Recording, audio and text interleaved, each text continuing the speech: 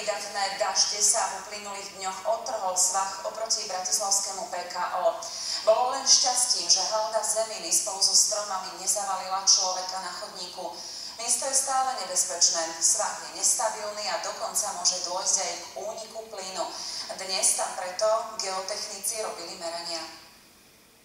Tieto všetky vytížené siete sú dneska ohrozené, pretože každý ďalší malý pohyb môže spraviť kolaps napríklad tohto plynu, ktorý nám ide tesne krajom z osudu. Pritom stačí, ak by opäť trochu zapršalo a stále premočené podlažie pod vozovkou a chodníkom by sa otrhlo na fragmentovanú cestu pod ním. Keď nám teraz začalo pršať, tak znovu hrozí.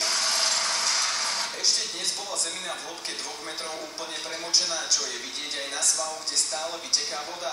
Podľa geotechnika k zosuvu zeminy so stromami došlo preto, že sa podlažie nasytilo vodou. Svah sa potom otrhol a spustil ako po šmykľavke. Keby bolo všetko fungujúce, tak by sa to nestalo, to znamená, keby dobre fungoval kanál. Kanalizácia Bratislavskej vodárenskej spoločnosti vyjazde zosuvu je funkčná, čistá a nemá priamy súvis s verovsťou. Len o pár metrov ďalej od miesta zosuvu došlo k podobným, ale menším haváriám. Na zvlnenej ceste je jasne vidieť, že je kompletne podmytá.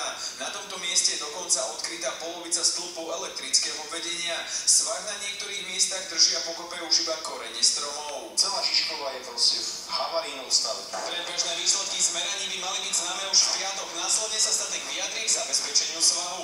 Možnosti sú dve. Ak tam budú skaly, tak použijú železobetónové rebrá, ktoré do nich ukotvia.